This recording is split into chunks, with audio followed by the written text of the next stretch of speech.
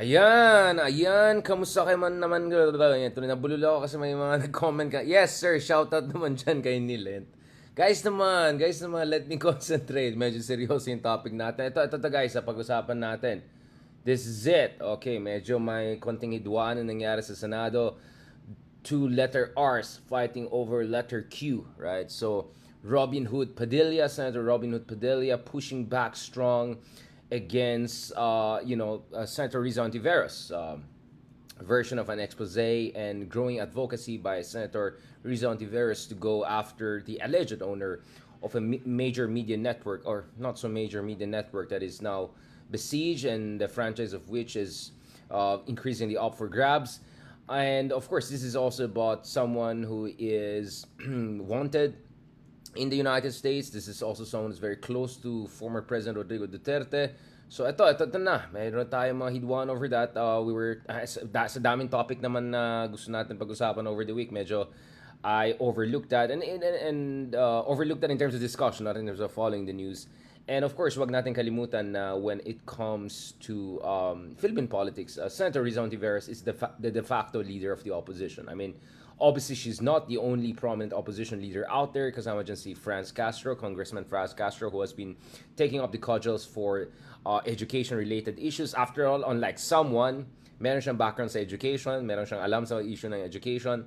And of course, this is also a person who pushed for, essentially press charges against the former President Rodrigo Duterte for allegedly openly threatening her in public pa. And not only at any time, but during the time of her grief. No? And of course, there are a whole number of other opposition leaders we can talk about, especially women opposition leaders. I mean, before that, shout out naman dyan kay former Senator Leila de Lima. Thank you very much, Senator Leila de Lima, for also expressing solidarity dun sa binuking natin na sinisensor talaga tayo ng TikTok. I don't know if they have been shadow banning me, but in this case, it's a total censorship na nangyari, because clearly, anything that I post related to the West Philippine Sea this week at least, I don't know about the other weeks because I am not very active on TikTok. I'm very active on Twitter, obviously. May binuking tayo the other day, mga kamets, diba? Ito yung yung anything that I post related to the West Philippine Sea, it doesn't get published. On my side, deceptively, TikTok says that, it's published, but there's no view and all. It's hard to get zero views when you have hundreds of thousands of likes and tens of thousands of followers on TikTok, right? I'm not very active on TikTok, but from the limited activity I've had on TikTok, I know how it works. So pag tingin mo from outside pala, hindi pala siya published. So gladly, a number of people have been looking at this. Some international news channels have been looking at this, and they have been seeking to get official comment from TikTok Philippines, at least on this issue. And TikTok Philippines, I know, are you guys betting propaganda effort by a hostile country that is trying to deprive us of exercising sovereign rights within our waters? What are you guys doing? Okay. Again, this is just a question. I'm yet to get any decent explanation from them. Maybe they cannot provide any decent explanation, right? Or palusot. Let's see what TikTok Philippines gonna say about this issue. Thankfully, I really don't need TikTok. It's just like my number 5, 6 platform, whatever. But it's important because we know that this is a very viral platform. A lot of people are active on it, especially younger generation. So I'm engaging it, but I don't depend on it to get the message out there. We have, thankfully, hundreds of thousands of followers on YouTube, on Facebook, on Twitter, and different platforms. So maraming salamat sa inyo lahat for giving me that platform, because I don't need to rely on mainstream media. I don't need to rely on organizations and institutions, on oligarchs or whatever to get my message out. I can get my message out on myself, and we are on multiple platforms. So maraming salamat sa inyo for your support, for giving me this voice. And always, I want to make sure I use my voice in the best way possible for the interest of the country, but also interest of humanity, because I'm not here just for yung mga katribo ka lang or something like that. I'm also here to speak in behalf of all of the people who are, stepped upon, all of the people who have the boots to their neck, all of the people whose narratives, whose stories, whose tragedies and sufferings are overlooked, or a lot of people who are being collectively punished, literally, figuratively, and in many ways. So yun naman ginagawa natin sa voices natin. And having said that, that's why I never hesitate to call out any company. Whether it's Facebook, I called them out 2 years ago. Whether it's Philippine Airlines, mahal ko kayo, pero may size kayo. Yung mga aircon sa likod, paki-on naman pag pag punong-puno yung airplane. Wag naman sana masyadong mainit na feeling Boracay sa stratosphere. And of course, ito naman, TikTok, no illusions. As I said, I use a burner phone for TikTok. So, that's why, I barely use it because it's like on whatever phone. And once in a while, I try to post there. But since gumawa tayo ng maraming shorts, pinaghirapan natin yan. Sabi ko, might as well put it on TikTok because this is really for, short attention span kind of discussion, right? And then, doon na booking ko na pag West Philippines related issues, ito, hindi nila pinapublish, no? It doesn't get published. It deceptively shows that uploaded on my site, but it doesn't get published. And it looks like a dumb algorithm because it looks like they don't know if this is Richard Hidarin, so who's going to openly expose them, right? They're dealing with someone who is very carefully following efforts by China and China-led companies and institutions to silence voices of reason, silence voices of international law, silence the voice of smaller countries like the Philippines. Anyway, maraming salamat kay Senator De Lima for expression of solidarity doon sa pinost natin kahapon. Salamat also kay Gretchen Ho, yung kasama natin dyan sa TV5 One News, my colleague there, and who was also in the Christmas convoy going to the West Philippines that was turned around. Salamat also sa kanya for posting something and also giving advice accordingly to deal with this TikTok situation. So ayon kay Senator Leila De Lima, Richard Hidarin's observation on how social media app TikTok has been censoring or blocking his posts on the West Philippines issue is disconcerting to say the least. Revolting as it is, the China-made app may indeed be expected to carry out such a policy of blocking what it perceives to be anti-China influencers, but this only shows how far TikTok is from free speech standards of Western social media where Chinese propaganda even proliferates. Sabagay naman, I mean, you can post, tingnan mo naman yung mga katatay natin, ang dami mga pinupost na pro-China. Nandyan sa Twitter, andyan sa... That's a very good observation, Senator. That's a very good observation. I mean, obviously, there have been accusations, including by people that I know, against Instagram and Western, social media for shadow banning them or censoring them because they're expressing views that are sympathetic to Palestine, for instance, right? So, I'm not romanticizing Western tech companies, right? But the reality is that there's no comparison between China-led companies and Western-led companies, right? There are levels of hypocrisy and double standard, and then there's the level of companies living within a dictatorship and essentially a single party or the man in charge of a single party having the final say on anything that any company based in China is doing. So let's get things clear on that. All right. Now, a while ago, actually, I was talking to also a colleague of mine at the Asian Center University of the Philippines. She's actually, she's a visiting scholar from India, and in India, TikTok is banned. Like 100 Chinese app and whatever products are banned in India, and they seem to be doing perfectly fine in India. So apparently life can go on without TikTok. And in India, there are influencers making a ton of money. There's a lot of creativity there. If you look at Netflix series, napakaganda yung mga production ngayon ng India. So we were talking about this TikTok issue and then what happened to me, no? And she was saying, yeah, we in India, we have no problem. Get rid of TikTok, all is good. Now, obviously, I understand marami tayong mga kaibigan na ginagamit ng TikTok for their essentially living, for livelihood, etc. So I'm not for ban actually of TikTok per se, but this has to be investigated. And TikTok Philippines has to be held accountable if they are indeed found to be censoring West Philippines related content, right? Anyway, having said that, of course, thanks to former Senator Leila De Lima for raising this issue. So obviously, I've been looking also at what has been happening in the Senate because in-expect ko naman sana naman yung may basta Senate, medyo galaw-galaw naman, di ba? At pag-usapan natin itong mga seryosong issue na to because we may need a new legislation. We may need at least investigations and scrutiny of disinformation, pro-China disinformation. Not only from the DDS camp or Tatay's camp, but from some interesting camps, right? All of that has to be looked at in a very serious way because our freedoms and our democracy should not be undermined, right? I mean, after all, again, there's no reciprocity. Is Facebook and TikTok allowed? Is Twitter allowed for ordinary Chinese? No, they're all censored, all right? Just that's the kind of country we're dealing with here. Now, I love Chinese culture and civilization. I have many great friends of Chinese descent, whether Chinoy, whether from mainland China, whether from, Taiwan, whatever. I have nothing against the Chinese people. They're fantastic people. I love their culture. I love their society. But I have serious disagreements with some of the policies of the Communist Party of China, especially the West Philippine Sea. That's a serious, serious concern and serious area of disagreement between us. Now, having said that, as I said, I've also criticized the West for their double standard on a lot of issues. I hope they're also as concerned with collective punishment as in other parts of the world as they have been in the case of Ukraine, for instance. I can raise a lot of issues about the wrong things that the West has done, interventions in the Middle East, all of those people victimized in the war in Iraq, the horrible way that the US got out of Afghanistan. So I can go on and on without that. So I don't need a lecture about that. But katulad ng sinabi ni Chris Tan kahapon, he said something very good. Sabi niya, sometimes you just have to keep it simple. Do not allow others to muddy the water by adding too much information. In fact, that's part of the disinformation strategy. You add many factual but unrelated but semi-unrelated information to overwhelm so that people cannot think clearly. All right, so that people cannot think clearly. That's a very good point. That's a very good point. In fact, I had a term for that. I call it poisoning the well strategy, right? But in fact, sometimes you don't even need poison, right, to overwhelm. You can actually throw a lot of facts, seemingly unrelated, incongruous facts, just to muddy the water.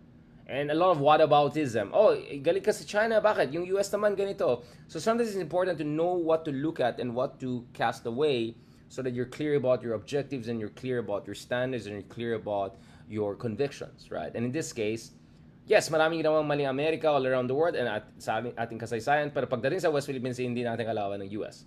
So, hindi ko na alam kay Harry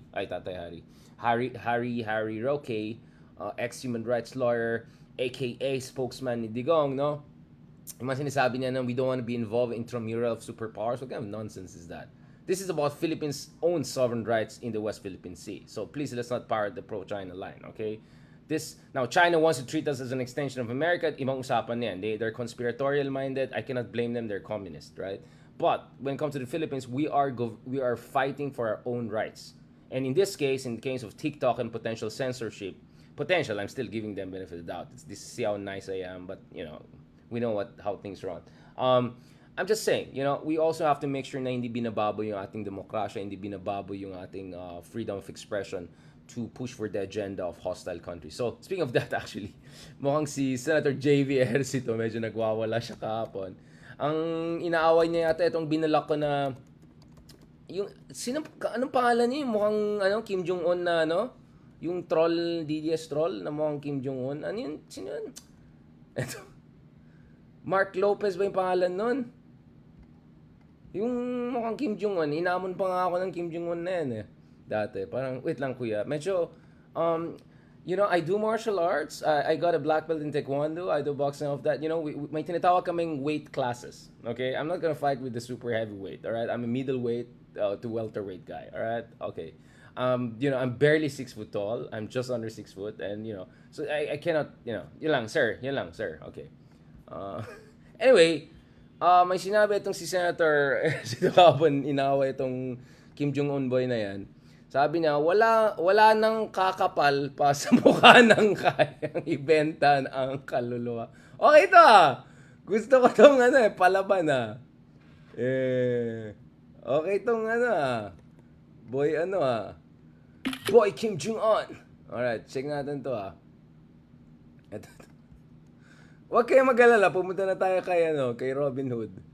Ito lang, we're just going through the rounds, okay? Itong mga Senate na yan, Ito, nag-aaway si Senator Ejercito. Ito. Sabi niya, wala nang kakapal pa sa mukha ng kanyang wala pang kakapal pa sa mukha ng kayang ibenta ang kaluluwa sa China at isasakripisyo ang sariling bayan tulad ni at Mac Lopez 769. 69 talaga. Okay. Kailanman di ko ipagpapalit ang ating bansa, wag maging makapili, mahalin natin ang ating bayan, mabuhay ang Pilipinas. Ayan, nag-response si Boy Kim Jong-un. Sabi niya, ilabas mo, ebidensya mo, hindi yung pura ka lang, porma at taktak. Napaya ka na, kapalmoks na lang ang love. Ay, but ibang klase itong mga trolls na ito. Kaya binalak pa na lang mga ito Not worth engaging. Blue check ba siya? Now, in fairness kay Senator Ejercito, I think he realized na he got a little bit medyo, sir, relax lang. Okay, sabi niya, Twips, I apologize if I blew my top in engaging a disrespectful vlogger who's been attacking me. That's true, sir. Bastos talaga yan. Kaya binalak pa na lang yan. At itong Kim Jong-un na yan, nag-aamon ng mga ibang tao na welterweight. Anyway, ang di ko talaga masikmura ay ang pagkampi nila sa China at talikuran at pagtaksilan ang sariling bayan. Di ako natatakot sa epekto sa politika dahil ipinaglalaban ko ay tama. Okay. Pasensya na guys. Okay, I'm just trying to read it. Okay. Uy, tapos sabi ni Mark Lawrence, grabe, ang pa-victim. Talagang, bakit, sir, huwag ka magpatrol dito. I-block mo na lang yan. Walang yayan eh, mga troll na yan. Block mo na yan, sir. Not worth engaging.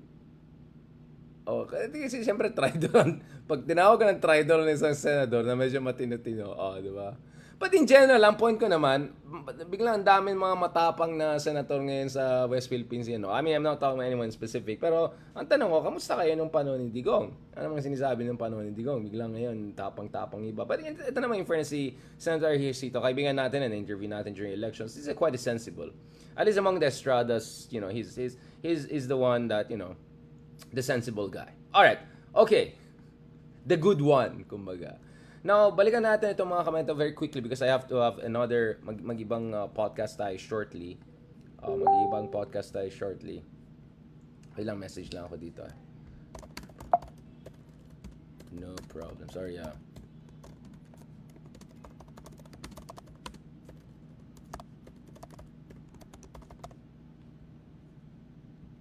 Okay, sorry nagmo-multitask na naman tayo. Ako na nga yung talent manager. Ako yung host, ako yung producer, ako yung guest coordinator, lahat na lang. Ako na lang, lahat. Pati yung bayad ng electricity, lahat.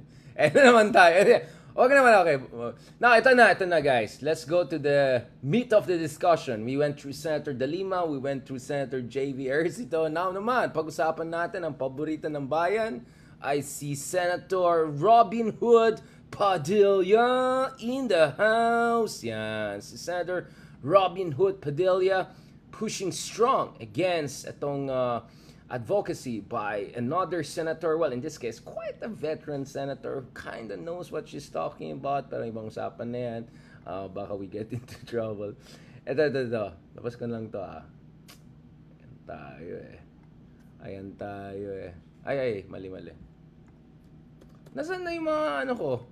Wait lang guys Okay, let's first of all look at the context here. So Hontiveros, Senator Hontiveros is pushing into kind of a focused investigation about Pastor Kibuloy.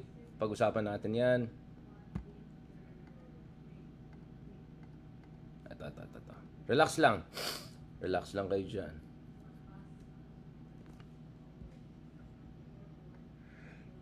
Sorry about that. Okay, so Senator RISA has formally requested the Department of Justice to issue an immigration lookout bulletin order against controversial megachurch leader Apollo Kibuloy, as the senator intends to investigate sexual abuse and human trafficking allegations allegedly involving his religious group. Sabi ni Senator RISA sa kanyang letter sa Department of Justice, in the interest of justice and due process, it is my strong desire to ensure that he will be physically present in the Senate for the hearing. So she's pushing for a hearing because the Senate Committee on Women, Children, Family Relations, and Gender Equality is set to probe the reported cases of, quote, large-scale human trafficking, rape, sexual abuse, and violence and child abuse by allegedly by this personality who's close to former President Duterte. According to the notice issued, the Hontiveros-led panel will conduct its public hearing on January 23. Paki-calendar yan. January 23, 2024 at 10 a.m. Ayan na. Yung mga SMNI natin dyan. Baka mukhang nagre-regular na yung mga SMNI people dyan sa Senate ngayon. Mukhang favorite, sila yung bagong favorite Okay.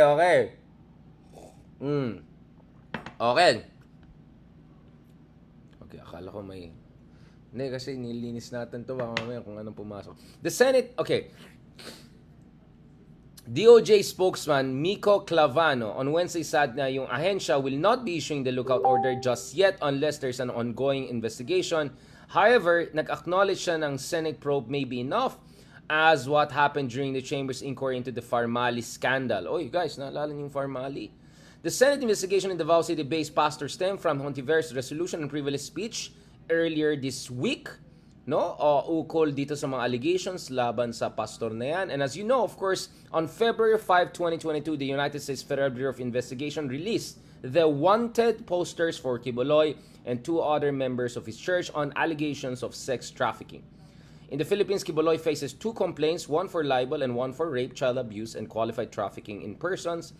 Sabi ni Clavano said both were dismissed at the prosecution level or pending review at the Department of Justice. Ayon naman kay Kibuloy's legal counsel, Ferdinand Topacio, ayan. Kaya sabi ko, bago nagkaroon ng Harry Roque, diba, yung mga ganyang abogado, meron naman tayong Topacio.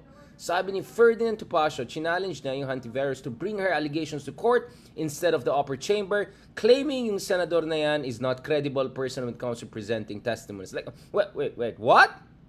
Who is questioning whose credibility? Talaga. Only in the Philippines. Sino yung I am Japanese? Sino kaibigan natin dyan? Gozaimashite. Okay. Ibang klase naman to. This is interesting. This is a very interesting situation. Alright? Okay, now, hindi lang naman si Topacio ang nagdi-defend sa kaibigan ni Tatay Digong. Meron din mga malalakas na senador dyan. Especially, no less than the senator that went number 1 in last year's elections for the Senate. Obviously, alam niyo naman mga kameta, ang election naman talaga sa atin mga kameta ay base sa merit. So kung number 1 ka sa Senate, ito ay dahil siguro ikaw ang pinakamagaling. Ikaw ang pinakamay alam sa constitutional debates, sa governance, sa public administration. Ikaw ang pinakamagaling, kaya number 1, ROBINHOOD Padilla in last year's Senate election. So, of course, kung number 1 ka naman at kaibigan mo naman si wag ka na ma-surprise kung may ganito silang pushback dyan. Alright. Padilla opposes call for Senate probe on abuses. Sabi ni Senator ROBINHOOD Padilla, yung bid ni Hontiveros to investigate religious leader and self-proclaimed, honestly, I don't want to say this, I'm a religious person, so I don't want to say anything blasphemous. Okay, anyway. Self-proclaimed, alam nyo na, okay, feeling na. Okay, guys, I'm sorry, I'm a religious person, okay? I'm sorry about that. I do my scripture, I do my of that, so I'm sorry, okay? There's only, even from the Catholic doctrine, right? The Son of God, we know who's that. Okay, anyway.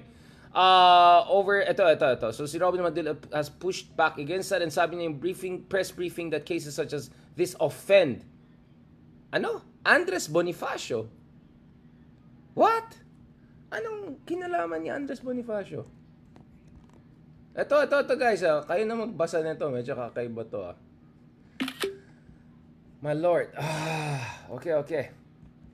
Ito. Kayo nang humusgang yung mga logic ng itong napakagaling natin senator.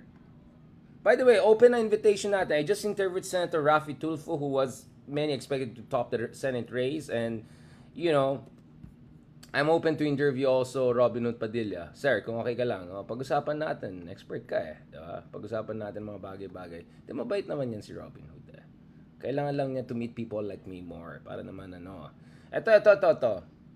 Ano daw yan? Offense daw yan kay Andres Bonifacio. Anong kinalaman ni Andres Bonifacio? Kasi araw ng Andres Bonifacio. Hindi ko talaga maintindihan ng mga to. Karapatan niyang isulong yan, pero syempre kami, ako lalo, nangangati ako pagkakaso ng puti. Ano daw?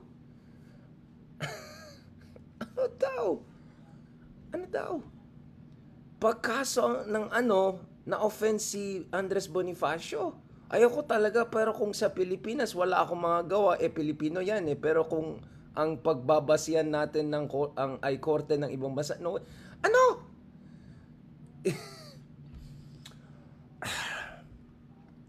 daw?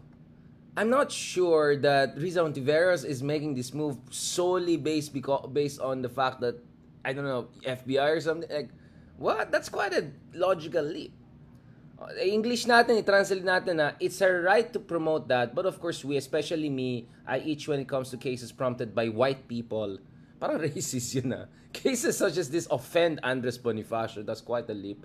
I really do not want it. Bakit si Andres Bonifacio lang, boss? Bakit hindi si Rizal?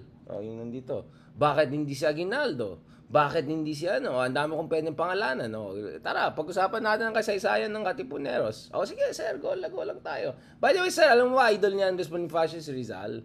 Sino nag-inspire ka Andres Bonifacio? Yun, kasi siya yung nag-play nung pelikula. Ay, artista eh. Cases such as this offense, I really do not want it, but in the Philippines, I can do anything as a Filipino, but if our base is the court of another country, no way, like, okay, alright, okay, whatever. So yon, so ang attack niya is sovereignty. Itong sovereignty natin, which raises this very interesting question. This is very interesting, and let me end on this point, right? Because that perfectly sets the tone for our next episode. Let me ayusin natin yan kasi pwede kong gawin short to eh. Sayang. Ito. Okay, ito.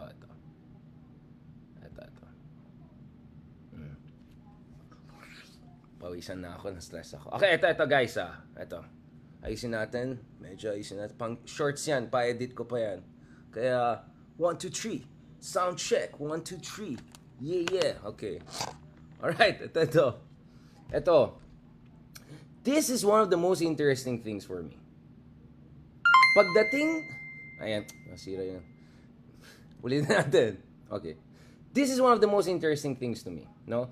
Pagdating sa issue ng International Criminal Court or any potential judicial investigation when it comes to people close to a certain camp, you know what that camp is, biglang go sila for national sovereignty. Go sila for Filipino independence. Go sila for protecting of the Philippines' dignity and sovereignty and integrity and all of that. And then, pag binuli tayo ng China, in your face na binuli tayo, not once, not twice, but many times, half a dozen times, over the past 6-7 months, nung over the weekend pa lang, double incident nangyari, binuli yung convoy natin ng civil society na Christmas convoy, binuli yung ating yung resupply mission na nandun yung ating military chief of staff, yung Armed Forces of Defense chief of staff, Ron, lahat din yan nangyari, wala silang sinabi. O, nasaan na yung issue ng sovereignty? Ha? Nasaan si... Sa tingin nyo ba si Andres Bonifacio maging tahimik kung ginaganyan lang tayo ng ibang bansa? I don't care if it's China, Russia, whatever. You think Andres Bonifacio would have been quiet kung ginawa sa atin yan? Alright? That's my problem. That's my problem. Alright? You want to talk about independence and national sovereignty, well, what on earth have you been saying about the West Philippine Sea? What on earth have you been saying about the bullying of the Philippines? Aside from gaslighting the Philippines and blaming the Philippines for standing for its own rights. Alright? This is not just logically problematic, to put it nicely. I'm just controlling myself. I can be more mean about this. But this is something far worse than that. Something far worse than just preposterous logic or double standard. Okay? I'll just be clear on that. On that note, thank you very much, everyone. I hope na-appreciate nyo ating Andres Bonifacio. Kala nila sila lang may Andres Bonifacio. Excuse me, sir. Kami kasi nagbabasa talaga kami ng mga, yung mga totoong libro, may totoong scholarship kami, binabasa namin yan, alam namin yung katotohanan, alam namin yung konteksto. Alright, hindi lang kami nagpo-posturing dito, nagpapogi dito. Alright? Diba? Okay, anyway. Timing lang tayo. Sorry guys kasi papunta na tayo sa next episode natin, discuss natin ng West Philippine Sea Nor. Medyo dito, minit ang ulo ko when I hear, I just have, teacher ako eh. So I try to be very patient. Pero kung ting-ting ko yung estudyante hindi nagbabasa, tapos ang daming sinasabi, the obviously hindi niya binasa yung reading, ang daming sinabi, sometimes like, diba? Respeto naman dun sa mga ibang estudyante nagbabasa at mga isang ginagawa. Yun lang naman sa akin. I'm an educator, so that's how I approach it. Alright? Thank you very much, guys. God bless, and talk to you soon.